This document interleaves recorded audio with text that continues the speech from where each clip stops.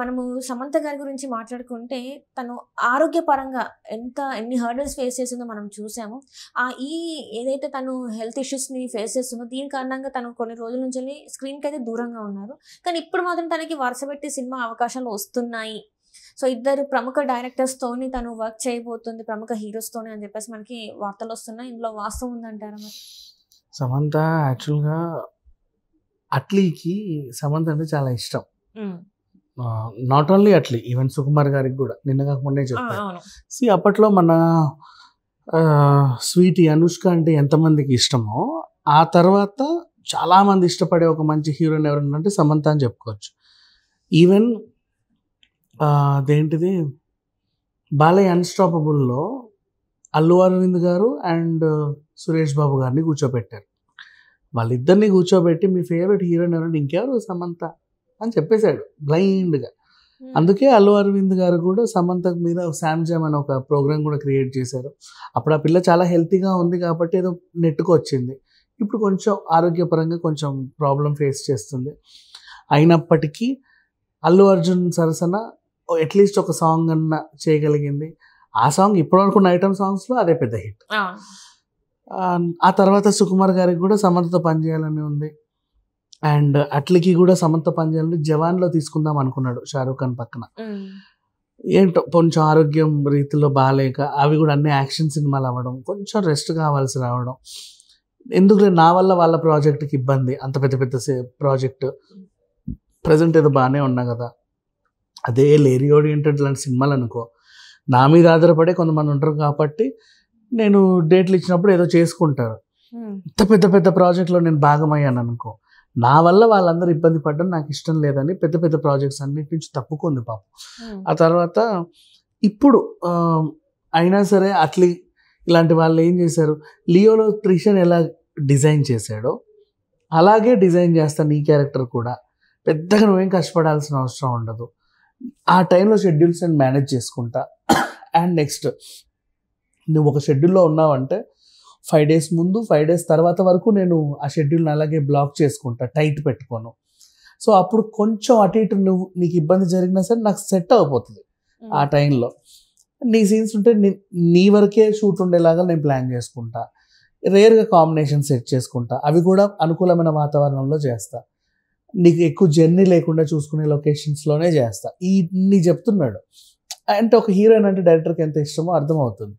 అలాగే ఇప్పుడు బన్నీతో అట్లీ సినిమా ఉంది, ఎలాగో నేను జవాన్ మిస్ అయ్యా, ఇప్పుడు బన్నీతో అయినా సరే నేను జతకట్టాలని చూస్తున్నా, ఈ సినిమాలో హీరోయిన్గా నువ్వు చెయ్యి అని చెప్పేసి ఉంటే సమంత కూడా దానికి ఓకే చెప్పడం. ఎందుకంటే అంత హెల్త్ ప్రాబ్లంలో ఉన్న ఊవంటావు మావ సాంగ్ ఎలా చేసిందంటే వాళ్ళ ఎనర్జీ లెవెల్స్ అది అంటే పోటీగా చేసి పడేశారు ఆ సాంగ్ మొత్తం ఇద్దరు కూడా.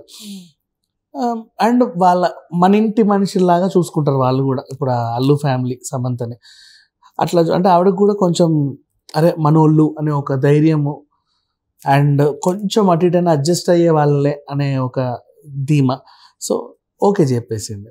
సో ఇప్పుడు చూసుకుంటే అల్లు అర్జున్ అట్లీ నెక్స్ట్ ఫిలింలో సమంత హీరోయిన్గా వచ్చే అవకాశం మ్యాక్సిమం ఉంది. మరి ఏమో ఆ టైం వరకు ఈ పిల్ల హెల్త్ ఏమన్నా సహకరిస్తలేదో మనం చూసుకోవాలంతే. ఇక అది పక్కన పెట్టేస్తే ఇంకా వరుస పెట్టి ఇప్పుడు విజయ్ కథానాయకుడుగా ఒక సినిమా స్టార్ట్ అయితే దాంట్లో ఆల్రెడీ లియోలో త్రిషన్ తీసుకున్నాం కదా, ఇంకెవరు ఉంటే చూద్దాం అనుకుంటే నెక్స్ట్ మళ్ళీ సమంత వీళ్ళకి ఒక ఆప్షన్ లాగా దొరికింది, సమంతని తీసుకుందాం అనుకున్నారు. ఈవిడ కూడా ఆ ప్రాజెక్ట్కి ఓకే చెప్పిందని తెలుస్తుంది. కానీ ఆలోచిస్తుంది, మళ్ళీ పెద్ద పెద్ద సినిమాలు ఒప్పుకుంటున్నాను, నాకేం ఆరోగ్యం బాగుండట్లా, పుట్టుక్కున ఏదో రోజు పెద్ద సీన్ ఉంటుంది, ప్రొడక్షన్ వాల్యూ ఆ రోజే 15 కోట్లు ఉంటుంది, సడన్గా అదే టైంకి నేను అడ్డం పడ్డాను అనుకో, ఎందుకు వచ్చిన గొడవ, వాళ్ళకి నా వల్ల ఇబ్బంది అని ఆలోచిస్తానే ఆరోగ్యం మీద శ్రద్ధ తీసుకుంటూ జిమ్లు వర్కౌట్లన్నీ బాగా చేసుకుంటూ తన ఫిజిక్ని కూడా నీట్గా మెయింటైన్ చేసుకుంటూ 360 degreesలో ప్రతిరోజు 24/7 కష్టపడుతుంది ఈ అమ్మాయి.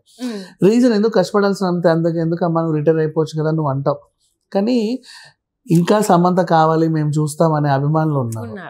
అండ్ ఇంకా రామ్మ నువ్వు ఖచ్చితంగా మా ప్రాజెక్ట్లో నువ్వే చేయాలి అనే డైరెక్టర్లు ఉన్నారు, నిర్మాతలు ఉన్నారు. కాబట్టి ఆవిడ ఇంకా పనిచేస్తుంది. నాతో ఇంకెప్పుడు సినిమా చేస్తామని అడిగే హీరోలు కూడా ఉన్నారు.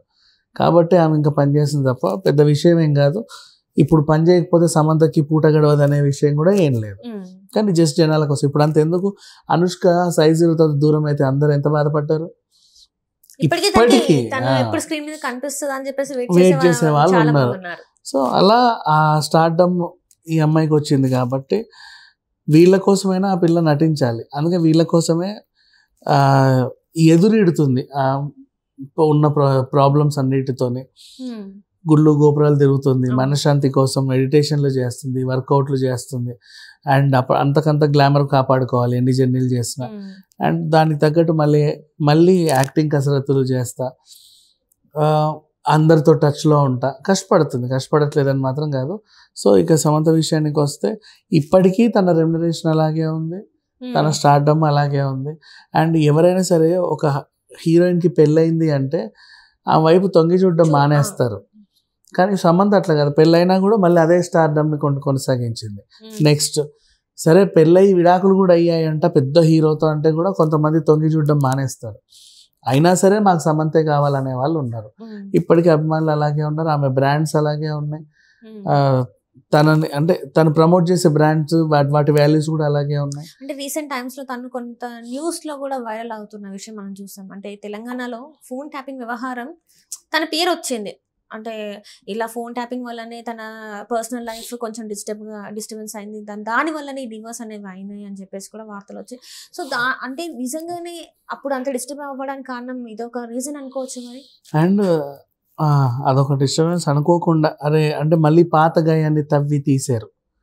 ఖుషి సినిమాలోనే ఆమె ఇవ్వాల్సిన ఆన్సర్ ఇచ్చేసింది యాక్చువల్గా చెప్పాలి అంటే. మళ్ళీ పాత గాయాలన్నీ తవ్వి తీసేసరికి కొంచెం ఇబ్బంది పడతారు. ఇబ్బంది పడకుండా అయితే ఎవరు ఉండరు. ఆ ఇబ్బంది పడ్డ మాట కూడా వాస్తవమే అయి ఉండొచ్చు. కానీ కొంచెం అంటే బయటికి చెప్పకపోయినా లోపల మాత్రం ఉంటుంది ఎవరికైనా సరే. ఇప్పటికైనా ఉంటుంది. కొన్ని రోజులు కలిసి ఉన్నారు, ప్రేమించుకున్నారు, తర్వాత విడిపోయారు అంటే ఏదో మూలకి గుర్తురారా.